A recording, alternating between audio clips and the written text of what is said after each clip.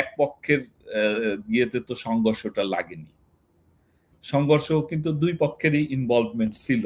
অর্থাৎ উপযাচক হয়ে তো পরে আমরা কমিউনিকেশনও পেয়েছি যে পরিকল্পিতভাবে যে ছাত্রলীগকে হল থেকে বের করে দিতে হবে। এবং সেটাই করেছে এবং ছাত্রলীগের নেতাদের মানে বিভিন্ন পর্যায়ের নেতাদের রুমগুলো বেছে বেছে বা এক রুমের ভিতরে ওই রুমগুলো বেছে বেছে কিন্তু হামলা হয়েছে। তো এইটার ক্ষেত্রে ছাত্র শিবির এই ইয়েটা করেছে। মূলত পুরোটা প্ল্যান ছিল ছাত্র শিবিরের। তো এই আন্দোলনের ক্ষেত্রে জামাত বা ছাত্র শিবিরদের এদের একটা বড় ভূমিকা ছিল। এই আন্দোলনের ফেজ ছিল যদিও মানে আপনার বৈষম্য বিরোধী ছাত্র আন্দোলন, কিন্তু এই আন্দোলনের মূল চালিকা শক্তি ছিল জামাত এবং জামাতের যে দেশি বিদেশি কানেকশনস গুলো এগুলো। এবং এই যে ছাত্রলীগের ভিতরে গুপ্ত ছাত্র শিবির, এই বিষয়গুলো কি কখনোই আপনাদের রিপোর্টে ছিল? এটা আমরা বিভিন্ন সময় বলেছি। আমরা বিভিন্ন সময় বলেছি যে এরকম গুপ্ত, আর এগুলো তো বিভিন্ন সময় সোশ্যাল মিডিয়াতেও কি আসে নাই? আপনি মানে আপনার চোখেও তো পড়ার কথা যে কমিটি হয়েছে, তার ভিতরে বলা হয়েছে যে এই ইভেন কোন ক্যান্ডিডেট হয়েছে ছাত্রলীগের কোন কমিটির, তখনও দেখা গেছে যে যৌথ শিবির। তো এরকম কথা কিন্তু ছিল, কিন্তু এইটাকে তখন সেক্রেটারি পর্যায়েও তো এমন কথা ছিল। রাইট। তো এইটা তো অনেকটা মানে এখন এইটা গুপ্ত থাকলে তো অনেক সময় চেনাও মুশকিল। আপনি ৫ তারিখের পরে আপনার পরিচিত সার্কেলের ভিতরে দেখেন যে আপনি এমন এমন লোক বেরিয়েছে, আপনিও কখনো চিন্তা করেন নাই যে এদের প্রতি আওয়ামী বিদ্বেষ এত বেশি। আমি জনগণকে কাজ করতাম, আমার আশেপাশের লোকগুলাই তো আমি চিনতেছি না। আশেপাশে কি পত্রিকার আমি তো খবর রাখতাম।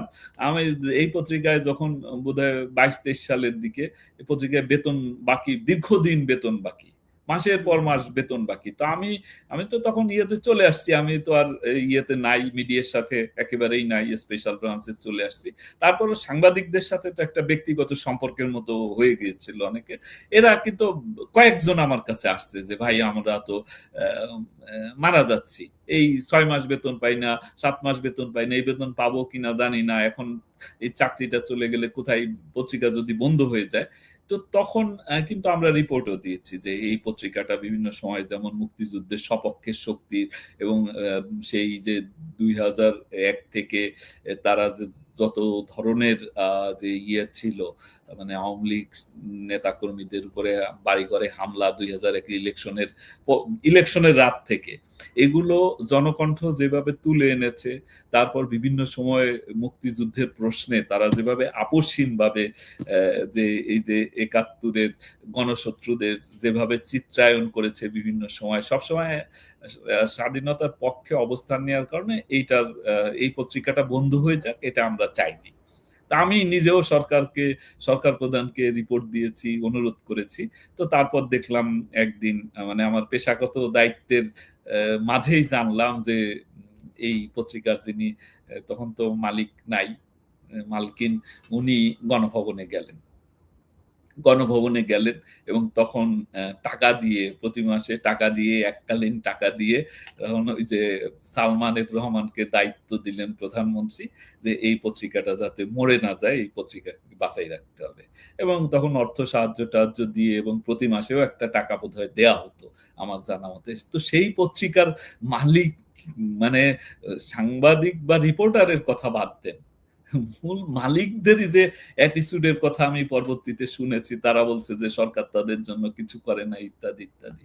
তো ফলে এই যে এত সালমান রহমানের মাধ্যমে টাকা দেওয়া হতো মানব জমিনকেও? এইটা আমার জানা নেই, আমি এইটা জানি না। ফলে মতিউর রহমান চৌধুরী মিসেস সালমান রহমান চৌধুরী আত্মীয়, ওখান থেকে একটা সেটা হতে পারে, ব্যক্তিগত ব্যক্তিগত বা আত্মীয়তার সম্পর্ক থাকতে পারে, বাট এই যে অর্থ সাহায্য দেওয়ার বিষয়টা আমার আমি আমার আরেকটা বিষয়, সম্প্রতি কিন্তু ফারাদ মাজারের একটা ইন্টারভিউতে আছে যে সেফ হাউস গুলা ছিল এমবেসির, সেফ হাউসে এদেরকে রাখার ব্যবস্থা ছিল। সেফ হাউস গুলো সম্পর্কে আপনাদের ধারণা ছিল তখন? দেখুন, ফরহাদ মাযহারের বক্তব্য নিয়ে আমি আসলে উনার বক্তব্যের উপর ভিত্তি করে কোনো কথা বলতে চাই না। কারণ উনার কথাবার্তা তো আমরা গত কয়েক বছর ধরেই দেখছি যে উনি হিজবুত তাহরীর যখন প্রতিষ্ঠা হয়, তখন উনি হিজবুত তাহরীরেরও থিংক ট্যাঙ্ক, আবার জাতে নাস্তিক, আবার উনি দেখি এক ধরনের এই যে সন্ন্যাস বেশ, সেইটাও আছে। উনি শেখ হাসিনা এবং আওয়ামী লীগের বিরুদ্ধে ইয়ের বিরুদ্ধে এত বড় মানে কি বলে উনার এত উচ্চ কণ্ঠ, আবার একদিকে দেখেন উনি শেখ হাসিনাকে নিয়ে বইও লিখেছেন, পুস্তকও লিখেছেন। তো ফলে আর উনার কথা কখন কোন দিকে যায় এইটার উপরে নির্ভর করে কোনো অ্যাসেসমেন্ট দাঁড় করানো মুশকিল। এখানে আমরা তো জানি যে সুনির্দিষ্টভাবে এদের ছিলই, নানা ধরনের ইন্ধন ছিলই। তো এখন ঠিক এদের কিন্তু মানে ইউএস এর সেফ হাউস না হইলেও কোথাও না কোথাও ইউএস এর হয়তো বন্ধু প্রতিম কোনো বিভিন্ন এখানে তো ব্যক্তিও ম্যাটার করে অনেক সময়। অনেক আমরা দেখেছি অনেক ডিপ্লোম্যাট ব্যক্তিগতভাবে ইনভলভ হয়ে গেছে। তো ব্যক্তিগতভাবে ইনভলভ হয়ে তাদের যদি অতিথিশালায় কয়েকজনকে দেয়, সেইটা হতে পারে। তো ফলে ওইটা আমার এক্স্যাক্টলি ফরহাদ মাজারের বক্তব্য নিয়ে আমি কোনো মন্তব্য করতে চাই না। ওই যখন ইন্টারনেটটা বন্ধ একটা বড় একটা প্রভাব ফেলেছে তো আন্দোলনে, মানুষকে ক্ষুব্ধ করেছে বেশি। হ্যাঁ, ইন্টারনেট বন্ধটা তো অবশ্যই একটা বিরূপ প্রতিক্রিয়া একেবারে মানুষের ভিতরে ফেলেছে এবং এইটা এটা হয়েছে। কিন্তু ইন্টারনেট বন্ধ কিন্তু এটা মানে বাংলাদেশী একমাত্র কেস না। আপনি দেখেন বিভিন্ন দেশে কিন্তু বিভিন্ন জায়গায় প্রয়োজনে ইন্টারনেট বন্ধ করা হয়। পরিস্থিতি নিয়ন্ত্রণের জন্য, জনগণের জানমাল রক্ষার জন্য। এটা কোন মানে ইউনিক এক্সাম্পল বাংলাদেশ না। কয়েকদিন আগে আপনার এই যে ককরোচ পরামর্শ ছিল ইন্টারনেট বন্ধের ব্যাপারে, আপনাদেরও একটা পরামর্শ ছিল। এই সময়টাতে আমার ব্যক্তিগতভাবে আমার কোনো ছিল না, কারণ আমি ২০ তারিখ পর্যন্ত দেশের বাইরে ছিলাম। আমি ১৩ জুলাই থেকে ২০ জুলাই পর্যন্ত আমি দেশের বাইরে ছিলাম এবং অনেক দূরে ছিলাম। আমি যুক্তরাষ্ট্রের নিউ ইয়র্ক ইউনিভার্সিটির একটা প্রোগ্রামে আমি অংশগ্রহণ করছিলাম। ফলে ওই মানে আমাদের তরফ থেকে কোনো সুপারিশ মানে ওই সময় আমি তো দায়িত্বে ছিলাম না। ফলে এই সুপারিশ দেওয়ার বিষয়টা আমি ঠিক অবহিত না। এখন এই পরে জানা গেল যেটা এই যে ডাস্টবিন শফিক, তার যে সে যে এএফপির অফিসে কাজ করতো, সেই এএফপির ইন্টারনেট বন্ধ অবস্থায় এএফপির অফিসটা এদের একটা অফিস হিসেবে তখন কাজ করেছে তখন। সেটা কি আপনারা টের পেয়েছেন? হ্যাঁ, এইটা আমরা ৩ জন ব্যক্তির বিষয়ে জানতাম যে এরা সরাসরি সরকারের বিপক্ষে কাজ করছে এবং বিভিন্ন এম্বাসির সাথে যোগাযোগ করে মানে সাংবাদিক মানে ৪ জন বিশেষ করে। তার ভিতরে ২ টা ছিল বিদেশি ইয়ে অর্থাৎ এএফপি এবং আরেকটা তো এটা বাইরের, আর ২ টা ছিল দেশীয় ২ টা মানে বড় ধরনের ম্যানেজমেন্টের সাথে জড়িত মিডিয়া হাউসের ২ জন প্রতিনিধি। তো ডাস্টবিন শফিক এই কাজটা করেছে সেটা তো সে নিজেও স্বীকার করে এবং সবাই জানে এটা করেছে। এই ৪ জন সাংবাদিকের নাম বলা যায়? এটা যেহেতু এগুলার প্রকাশ হয়নি বা তারা পরবর্তীতে দেখেছি যে তারাও অনেক ক্ষেত্রে সরকারের ইন্টারিম গভর্নমেন্টের সমালোচনা করে, তাদেরকে আর আমি প্রথম আলো সম্পাদক ইন্টারভিউ দিয়ে বলেছেন তারা একটা ভূমিকা রেখেছেন। উনি ভূমিকা রাখবেন এটা ২৩ সালের রিপোর্টেও ছিল। ২০২৩ সালে যে মানে ৩ জন সম্পাদকের নাম ছিল, তার ভিতরে উনার নামও ছিল। তো উনি তো এটা তো সত্যি হয়েছে প্রমাণিত এবং এইটা বোঝার জন্য রিপোর্টেরও দরকার নাই বা উনি না বললেও আপনিও বুঝতে পারতেন, আমিও বুঝতে পারতাম, দেশের মানুষও বুঝতে পারত। তো আমি মনে করি যে প্রথম আলো এককভাবে সরকারের মানে আওয়ামী লীগের ইমেজের যত ক্ষতি করেছে, এইটা ওই যে বাকি আমার দেশ তো ছিলই না, বাকি সবগুলো মিলেও এটা পারে নাই। কারণ প্রথম আলোর গ্রহণযোগ্যতা আছে, যদিও তৌহিদি জনতা প্রথম আলোকেও ছাড়ে নাই। তো এই আর কি। 2016 সালে আমি যখন দেশে যাই, তা আমি অবাক হয়ে দেখলাম যে প্রাইম মিনিস্টার প্রথম আলোর বিরুদ্ধে কথা বলেন, প্রথম আলো নিয়ে কথা বলেন, কিন্তু সব আওয়ামী লীগের নেতা কর্মীদের বাড়িতে প্রথম আলো কিনে রাখা হতো, কিন্তু তার পাঠক ছিল আওয়ামী লীগের নেতা কর্মীরা।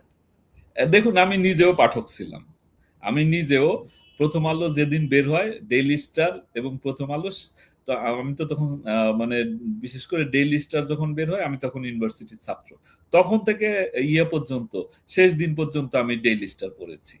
তারপরে প্রথম আলো বের হওয়ার পর থেকে আমি বরাবর প্রথম আলো পড়েছি। তো পাঠক হিসেবে তো সবাই পছন্দ করতো পত্রিকাটাকে, এবং অনেক ক্ষেত্রে ওয়েল এডিটেডও ছিল পত্রিকাটা। হ্যাঁ, তার পাঠকপ্রিয়তা ছিল। তবে প্রথম আলো তো শুধু মানে আমাদের সমালোচনা করেছে তা নয়, তারা বিএনপি আমলেও দেখেছি তারা সেই তাদের একটা অবস্থা। 21শে আগস্টের ঘটনা, জজ মিয়া নাটক, এগুলো তো প্রথম আলো ডেইলি স্টারই সবচেয়ে বেশি এক্সপোজ করেছে এগুলা। এক্স্যাক্টলি। এবং মানে এই যে আহ, হেফাজতের ঘটনা যদি ধরেন, যদিও হেফাজত 6 তারিখের প্রথম আলো, 5 তারিখের প্রথম আলো যদি বলেন, আমি ঠাট্টা করে তখন এই যে কামরুল হাসান ছিলেন, মানে আমার খুব পরিচিত মানুষ, তো উনাকে আমি ঠাট্টা করে বললাম যে আপনাদের তো প্রথম আলো না হইলে হেফাজতের আলো বলা ভালো। মানে তাদের একটা ধারণা ছিল যে 5 তারিখ রাতে সরকার পড়ে যাবে। তো 5 তারিখে, 6 তারিখের প্রথম আলো যদি দেখেন প্রিন্ট ভার্সন, দেখবেন যে কিভাবে তারা ওইটাকে এক ধরনের জাস্টিফাই করেছে। তারা মনে করেছে যে খেলাফত এসে যাবে। কিন্তু এর বাইরে প্রথম আলো তো অবশ্যই তাদের একটা অবস্থান ছিল, যেটা আমরা দেখেছি। এমনকি মানে মুক্তিযুদ্ধে। লাকি আক্তার, লাকি আক্তারের চরিত্র হনন করে একটা গল্পের মতো লেখাও ছাপা হয়েছে প্রথম আলোতে। হ্যাঁ, প্রথম আলো তো তখন ওই যে ইয়ের একজন সাবেক আমলা এবং সাহিত্যিক, আহ, হাসনাত আব্দুল হাই সম্ভবত। হাসনাত আব্দুল হাই, উনার একটা লেখা আমি পড়েছিলাম ওই সময়, যেটা আমারও মানে খুব মানে উনার তরফ থেকে এটা লেখা ঠিক হয়নি, প্রথম আলোর তরফ থেকে এটা ছাপা ঠিক হয়নি বলে আমার তখন মনে হয়েছে। কিন্তু প্রথম আলো তার সেই তাদের একটা অবস্থানের কারণে আমি প্রথম আলোকে পছন্দ করতাম এবং আমি পড়তাম। সেটা হলো মুক্তিযুদ্ধের পক্ষে, মানে যুদ্ধ অপরাধীদের বিপক্ষে, জঙ্গিবাদের বিপক্ষে, এগুলোর বিপক্ষে তাদের একটা আরেকটা জিনিস সুস্পষ্ট মেনশন করি, অবস্থান ছিল।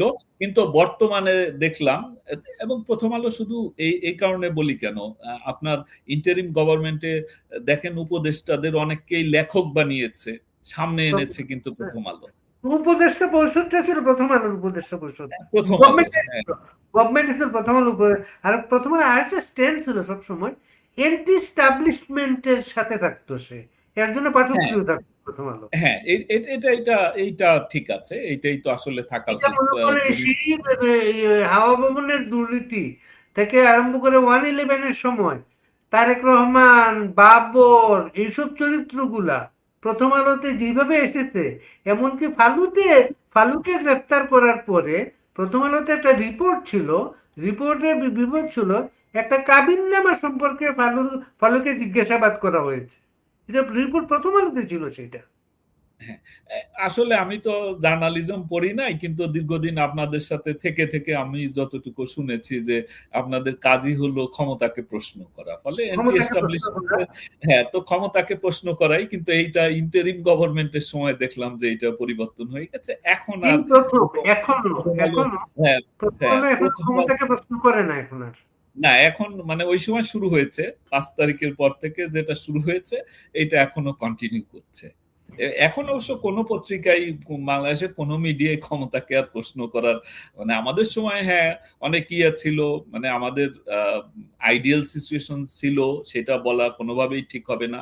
এবং এটা আমি বরাবর অপছন্দ করেছি যে গোয়েন্দা সংস্থার কাজ আসলে সংবাদপত্রে কি লেখা হবে সেইটা নয়, সেইটা দেখা বা তাদের মনিটরিং করা, কার চাকরি খাবে, কার ইয়ে করবে, এইটা নয়। কিন্তু এটা আমাদের সময় হয়েছে। কিন্তু তারপরেও যতটুকু ইয়ে ছিল মোটামুটি মানে সবাই তো বলে যে স্বাধীন, তখন স্বাধীন ছিল না, কলম স্বাধীন ছিল না। একজন মন্ত্রীও দেখলাম বলছে 17 বছর হাত বাঁধা ছিল, হাত বাঁধা ছিল বাট মুখ খোলা ছিল, মানুষ তো কথা বলতো, মিডিয়াতে সমালোচনা গুলো করতো। আর এখন তো সব হাত বাঁধা থাকলেও কাজ করা যায়, কারণ আপনার ওই যে স্পিচ টু টেক্সট অ্যাপস দিয়ে মানুষ হাত বাঁধা থাকলেও কথা বলে এটা কথা টাইপ বলতে হয়ে পারে, যায়, টাইপ অটো হয়ে যায়। টাইপ হয়ে যায়। কাজেই হুম। এটা হাত বাঁধা থাকলেও মুখ খোলা ছিল, এখন তো মুখও বাঁধা হাতও বাঁধা। এখন তো যেটা, এবং এই যে ডাস্টবিন শফিকের সময় দেখলাম যে তখন গোয়েন্দা সংস্থার নিয়ন্ত্রণ ছিল না, বাট ডাস্টবিন শফিক এবং ওই যে আর একজন ছিল, ওনার বোধহয় একটা চোখে একটু সমস্যা, কি নাম আমি ভুলে গেছি, এই যে সাংবাদিক, এটাই তো আমি জানতাম না আগে। তারপরে আরো কি আসলো, ইউনূস সাহেব, আবার ইউনূস সাহেবের তো ছিল উনি যেটা ইউনূস দীর্ঘদিন সাহেব তো সাংবাদিকতায় ছিলাম। ইউনূস সাহেব তো স্বজনপ্রীতি পছন্দ করেন না, কিন্তু উনি যখন ওই যে নাগরিক শক্তি দল করেন, তখন দলের মুখপাত্র বানাইছিলেন ওনার ভাই মোহাম্মদ জাহাঙ্গীর। তো মোহাম্মদ জাহাঙ্গীরের ছেলে যেহেতু উপদেষ্টা হওয়ার মতো বয়স হয় নাই, উপযুক্ত হয় নাই, তাকে ওনার প্রেস উইং এ নিয়ে নিল।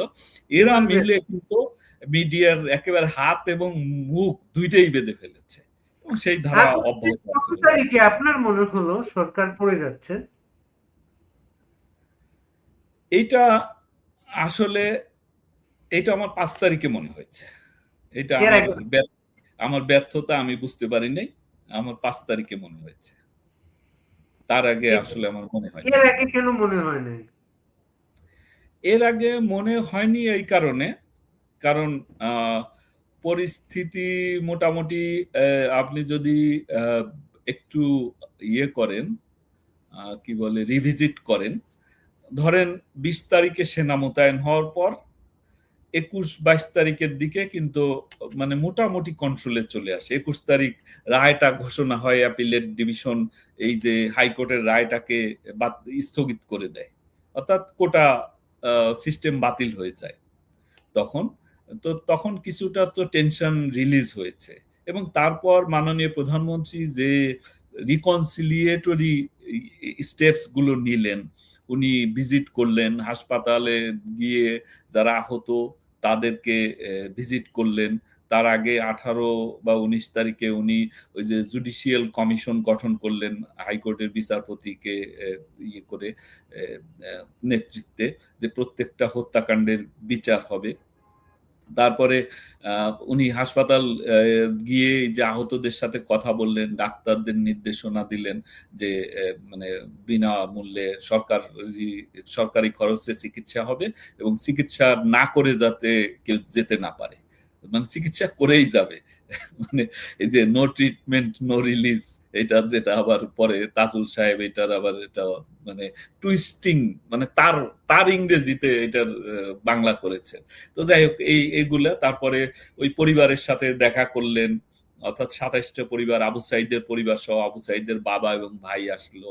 তো প্রধানমন্ত্রীকে ইয়ে করে একেবারে হাত ধরে তারা ইয়ে করলো যে বিচার চায়। তো প্রধানমন্ত্রীও আশ্বস্ত করলেন যে বিচার হবে, প্রত্যেকটা ঘটনার তদন্ত হবে, এবং তদন্তের মাধ্যমে যারা দোষী দায়ীদের বিরুদ্ধে ব্যবস্থা নেওয়া হবে। তো এখানে তো কিছু মার্সিনারি শুটারও ছিল, আমরা যেটা ওই সময়ও দেখেছি।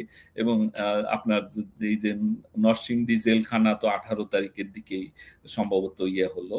পরে পরবর্তীতে আমি দেশে ফেরার পরে বোধহয় 22 বা 23 তারিখে ওখানে ভিজিটে গিয়েছি, রংপুর ভিজিটে গিয়েছি, এরপরে দেখতে গিয়েছি যে কোথায় আবু সাইদের অবস্থা ছিল, কোথায় মানে বিশ্ববিদ্যালয়ের কি অবস্থা, এগুলো দেখে এসেছি।